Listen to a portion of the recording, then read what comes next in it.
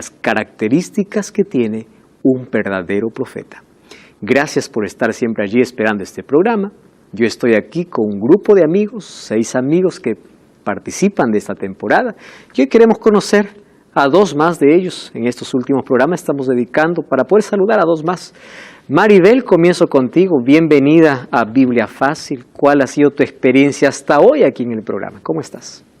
Muy bien, la verdad que me encanta porque voy aprendiendo más de lo que ya sabía, pero con las preguntas que voy haciendo me vas respondiendo así exactamente lo que quiero saber. Qué bueno, me alegra mucho. Qué bueno.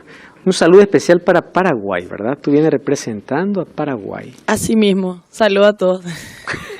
Excelente. Que Dios te bendiga. Gracias por participar allí con nosotros. Cuéntanos un poquito a qué te dedicas normalmente en tu vida cotidiana. ¿Cuál es tu trabajo? ¿Estudias? Sí, estudio. ¿Qué cosa es lo que estás estudiando? Para ser azafata. Qué lindo. Qué bueno. Estudio de mañana y de tarde trabajo. Estás trabajando. Qué bueno. Trabajo y estudio. Esfuerzo, sacrificio. Pero finalmente vale la pena. Así mismo es. Así es. Gracias por estar con nosotros. Gracias. Gracias a usted. Y por aquí yo tengo a Florencia. Florencia representa a Argentina. ¿Cómo estás, Florencia? Bienvenido una vez más. Hola, muchas gracias. Qué bueno es que estés con nosotros aquí. Gracias por participar del programa. ¿Quiere mandar un saludo muy especial a algún familiar, a alguien especial allí? Porque Argentina está muy conectado también a la TV Nuevo Tiempo. Sí, vengo de la UAP y sí, estoy rodeada de adventistas. Y nada, a mi familia y más que nada a las personas que me impulsaron a venir. Qué bueno. y bueno. Yo te cuento una historia, le dice. Habían 2 amigos. Uno tenía una ovejita, el otro tenía un corral lleno de ovejas. Alguien llegó de viaje y aquel que tenía tantas ovejas en su corral dijo: voy a matar, pero no de mi corral, voy a quitar a ese que tiene la única ovejita. Entonces se va, le quita y lo sacrifica, le dice. Y dice que David se encendió en ira, ¿no? Y dijo: ¿quién es? Ese merece morir. Y Natán le dijo: ese eres tú. Interesante la manera como coloca una verdad en una ilustración para representar el pecado que había cometido. ¿Qué cosa estaba diciéndole? Tú, teniendo tu familia, incluso desobedeciendo la voz de Dios, teniendo más mujeres, vienes y quitas la mujer de Urías Eteo y lo mandas a matar todavía. David cayó en el fondo. Eso significa que a pesar de que los cristianos podamos llegar a las cúspides muchas veces en la fe, un día podríamos pisar fondo. El apóstol Pablo dijo: aquel que piense estar firme, mira que no caiga. Por eso es que nosotros jamás debemos admirarnos ante la caída de un hermano, ante la caída de alguien, porque todos somos seres humanos y podemos resbalar y caer. Sin embargo, lo que es interesante es que David es considerado un hombre conforme al corazón de Dios. No porque él hizo el pecado, o no por el pecado que cometió. Fue considerado un hombre conforme al corazón de Dios porque a pesar de su caída, supo levantarse y aprendió a depender de Dios. Con heridas en la vida, él aprendió a depender de Dios. Y es interesante, el título que Dios mismo le da. ¿Saben qué significa eso? Cuando Dios perdona, de verdad perdona. Ahora, encontramos profetas en la Biblia. Algunos de ellos escribieron los libros de la Biblia, pero también sabemos que hay otros que no escribieron, pero aparecieron en un momento oportuno de la historia. Me estoy acordando de otro profeta rebelde llamado Jonás. Anda, predica a Nínive. Él no, dijo, a Nínive no. Y él pagó su pasaje para ir al otro lado, a Tarsis. Entonces allí en medio de la mar se levantó una tormenta. Él estaba durmiendo, cada uno clamaba a su Dios, después lo despertaron, le dijo: mira, vamos a morir. Le dijo: está bien, yo sé por qué viene esa tormenta, es por mi culpa, le dijo. ¿Quieren que pase la tormenta? Tírenme al mar. Miren, este hombre está suicida, ¿no? Está bien, y le tiraron al mar, le obedecieron, la tormenta calmó. Miren hasta dónde puede ir el ser humano y hasta dónde puede ir la gracia de Dios. Es impresionante. Él sabía que estaba huyendo de Dios, él sabía cuál era su castigo, pero aún así Dios le dio otra oportunidad. Cuando él pensaba que era el fin, de pronto abrió los ojos, resultó que estaba en una ballena. No era una ballena. Eso era una historia que por allí alguien lo inventó. La Biblia dice que Dios preparó un pez. Por ahí algunos dicen que ballena, no, eso es especulaciones. Fue un pez preparado. Y en ese vientre, estando en la profundidad del mar, oró. Entonces, miren lo que hace Dios. ¿Dios a dónde le había mandado? A Nínive. Él no quiso ir de barco, Dios lo envió de pez. Porque el pez, ¿dónde lo vomitó? En Nínive. No había escapatoria. Lo vomita, abre los ojos, en Nínive. Entonces, como él tenía tanta impaciencia porque estaba en contra de su voluntad, empezó a hacer llamados. Él predicó con cólera, con rabia, y dijo, de aquí a 120 días Nínive va a ser destruida. Punto. Y después subió allí a un lugar alto para ver cuándo destruye Dios. Y Dios no lo destruye. Y él se molesta con Dios y dice, ya ves, para eso me mandaste. Yo conozco que tú eres misericordioso. ¿Por qué le perdonaste la vida? ¿Cuál era el problema de Jonás? A pesar de ser un profeta de Dios, era un hombre imperfecto, correcto, pero su mayor problema es que él nunca entendía el amor de Dios. Miren hasta qué punto puede llegar el ser humano. Para él los ninivitas deberían morir. Es que nosotros no sabemos quiénes eran los ninivitas. Eran crueles, de verdad eran crueles, eran temibles.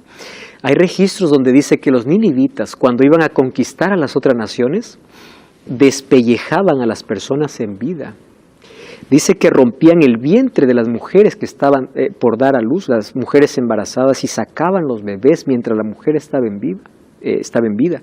Tomaban las pieles de las personas y los llevaban al templo de su Dios como trofeo. Entonces, para Jonás, ellos merecen morir. ¿Pero por qué Dios les perdonó la vida? Porque dice que todo el pueblo se arrepintió. Entonces Dios levanta siempre hombres y mujeres para momentos específicos para ser portavoces de Él, para anunciar ya sea un juicio, para dar una advertencia, para dar un consejo, para guiar. Dios siempre ha levantado a través de toda la historia. Sin embargo, no todo aquel que dice ser profeta en sí es un profeta. Jesús dijo en Mateo 7:15, guardaos de los falsos profetas, porque vienen a vosotros con vestidos de ovejas, pero por dentro son lobos rapaces. Ojo con esta expresión. Jesús dice que sí habrían profetas, solo que no todos los profetas serían verdaderos. Hay algunos que tienen apariencia, dice, de oveja, pero en el fondo, ¿qué cosas son? Lobos. Yo escuché una historia hace algunos meses atrás, una historia bien curiosa y bien desagradable. En una iglesia X, alguien se levantó y todos lo tenían como profeta. Y él un día se va a una señorita que estaba noviando y le dice, yo te profetizo que te separes de ese muchacho que no te conviene, le dice. Y separó una relación porque ella creía que eso venía de parte de Dios. A las 2 semanas él estaba conquistando a la muchacha y le estaba diciendo, yo recibí en visión de que Dios me ha dado a ti por mujer. Tengan cuidado, dice Jesús, porque muchos de aquellos que dicen ser profetas no son profetas. ¿Qué hay de aquellos que dicen, por ejemplo, yo te profetizo? ¿Qué cosa te profetizo? Escuché historias extrañas. Personas que dicen, yo te profetizo que el bebé que vas a tener va a ser hombre, va a ser mujer. Para eso no necesitamos profecía. Otro que dice, yo te profetizo que este año vas a tener carro. Eso no es una profecía. No todo aquel que dice ser profeta, entonces es profeta. El profeta que viene de parte de Dios va a venir a hablar sobre asuntos espirituales, va a dar alguna advertencia.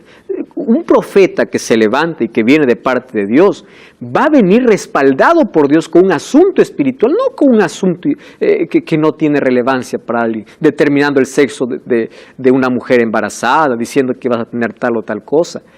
Un profeta que Dios levanta tiene características que hoy vamos a ver.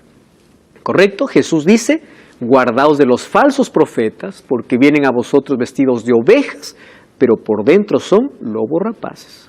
Un día equivale a un año. ¿Cuáles son los textos? Números 14:34 y Ezequiel 4:6, donde dice que un día equivale a un año. Ahora fíjense, 1260 días proféticos, entonces son 1260 años. Y nosotros no tenemos que ir ni siquiera a otro lugar para revisar dónde se cumplió eso. Si vamos a un libro de historia universal, la Edad Media, o la Edad de Oscura, o la Edad donde no hubo progreso, o la Edad donde la religión estuvo por encima de todo y abusó de tanto, fue desde el año 538 hasta el año 1798. Yo expliqué que durante todo ese tiempo hubo tanto abuso y tanta muerte.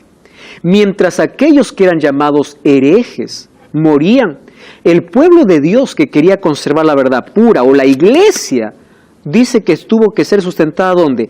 En el desierto. Estaba allá, escondida, estaba allá afuera. Ahora, vamos al versículo 17 en ese contexto. El dragón se llenó de ira contra la mujer. ¿Contra quién es la mujer? La iglesia que estaba escondida. Pero se fue a hacer guerra contra el resto de la descendencia. ¿Cuál es la descendencia? El remanente, los pocos que quedaron, los fieles que quedaron. ¿Quién es ese remanente? Guardan los mandamientos de Dios y tienen el testimonio de Jesucristo. Y ahí en Apocalipsis 19:10 dice, el testimonio de Jesucristo, ¿qué cosa es? El espíritu de profecía. ¿Qué cosa está diciendo? Que este remanente tendría en sus primeras dos características, la primera sería, guarda los mandamientos de Dios y tendría el don profético, que es el espíritu de profecía. En otras palabras, cuando se levante un pueblo nuevamente en el escenario mundial, un pueblo que Dios levanta para proclamar la verdad, no solo guardaría los mandamientos de Dios, sino también tendría, ¿qué cosa? El don profético.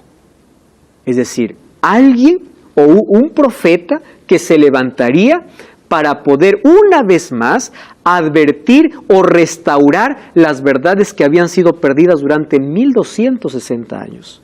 La pregunta es, ¿cómo saber quién fue ese profeta? Porque si ustedes van a la historia de varias religiones, van a encontrar que entre los años 1840 a los años 1900 se levantaron más de 500 personas diciendo ser profetas. Entonces, ¿cómo saber que el pueblo que Dios levanta, si tiene el don profético, cómo saber entre los 500 quién es un profeta que levantó? Una vez más, la Biblia, ¿qué cosa presenta? Características. Entonces, basado en eso, nosotros creemos en lo siguiente. Entre todos esos que se autoproclamaron profetas, existió una mujer llamada Helen Gold Harmon. Hoy no se le conoce con ese nombre. Se le conoce como el nombre de Helen G. de White. Porque el 30 de agosto de 1846, Helen se casó con Jaime White. Y ella entonces se quedó con Helen G. y quitó su último apellido y se colocó como White, señora White. Y es probable que ustedes hayan escuchado tantas cosas sobre Helen G. de White. Yo les voy a decir algo con toda sinceridad ahora, ¿correcto? Porque en este programa nosotros queremos decir las cosas con tanta transparencia y todo fundamentado en la Biblia. Yo tenía muchas dudas hace algunos años, antes incluso de poder estudiar carrera de teología, sobre quién era Elena de White. ¿Y por qué? Porque muchas veces nosotros basamos nuestros prejuicios en lo que Google dice, en lo que la gente dice, Internet dice, Wikipedia dice, y no vamos a un registro primario. Y ahí nosotros tenemos un problema muy serio. Hoy en día la gente habla y habla y habla por desconocimiento. Por ejemplo, miren, hay algunos que dicen así: la Iglesia Adventista tiene como fundadora a Elena de White y Elena de White es como una diosa para la Iglesia Adventista. Ese es el primer error garrafal de aquellos que piensan así. Por una razón. La Iglesia Adventista tiene todas sus creencias resumidas en 28 creencias. Ahora, eso está disponible, ustedes pueden ver en cualquier lugar, 28 creencias de la Iglesia Adventista. Ustedes van a ver que de las 28 creencias de la Iglesia Adventista, ni una comienza diciendo Elena de White dice. Todas comienzan con textos bíblicos. Porque nuestro fundamento, a pesar de que la reconocemos como profeta, no nos fundamentamos en ella. Porque un profeta se levanta Ahora, un profeta moderno se levanta, no para decir cosas que la Biblia no decía, solo para confirmar lo que la Biblia decía. Por eso es que las creencias, ni una está sobre Elena de White. Todas están sobre la palabra de Dios. Ahora, entonces, ¿cuál es el papel de una profeta en el tiempo del fin? Ahora vamos a ver cuál era la función y por qué Dios tenía que levantar.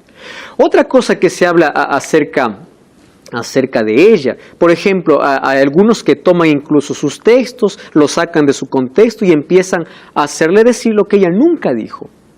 Ahora, vamos aquí a hacer algo, ¿correcto?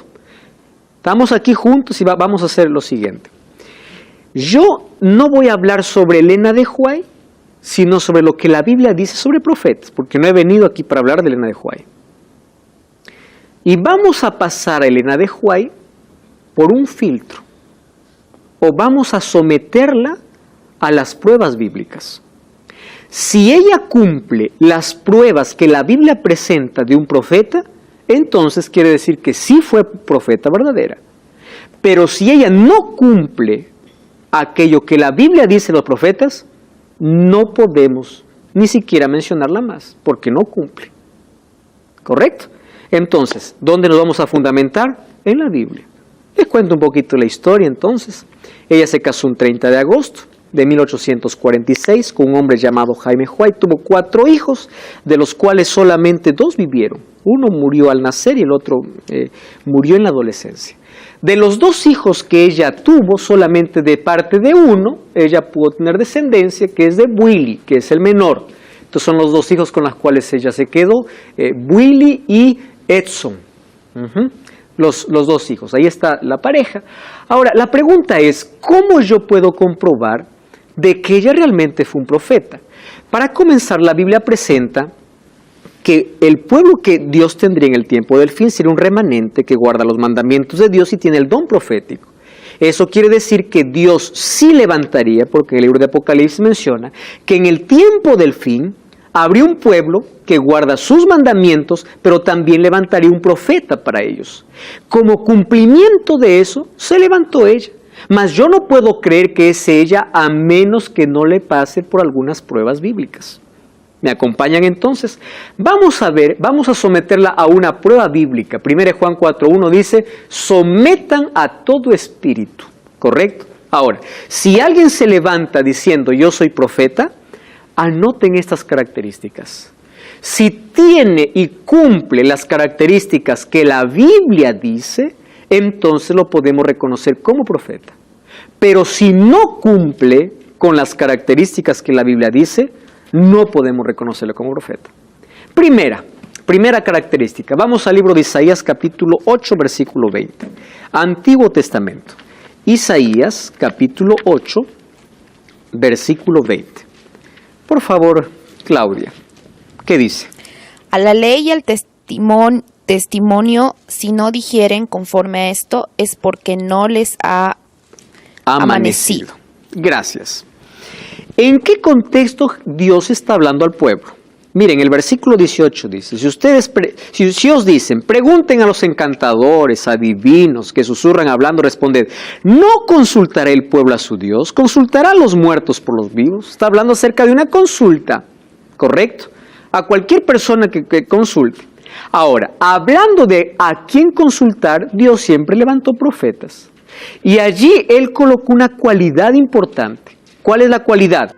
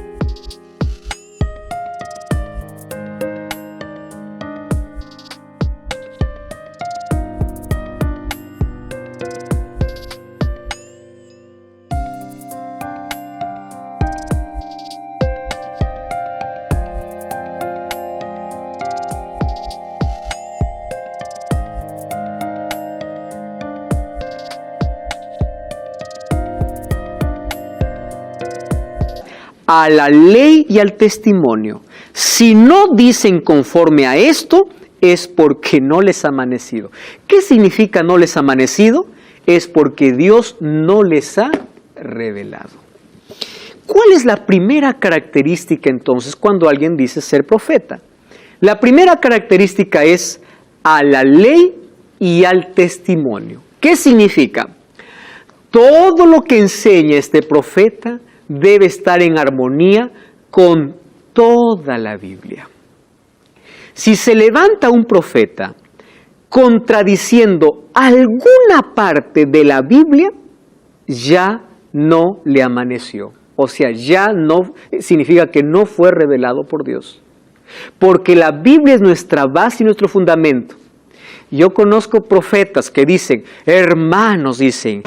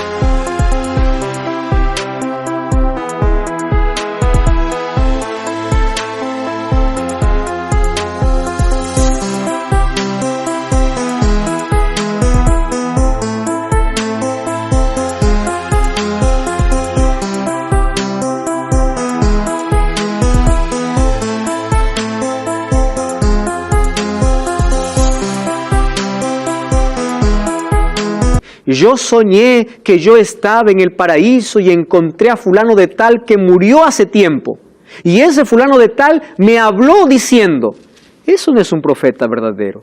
Porque la Biblia, ¿qué dice sobre el estado de los muertos? Que está en un estado de inconsciencia. Si alguien se levanta diciendo ser profeta y no guarda la ley de Dios, no es profeta. A la ley y al testimonio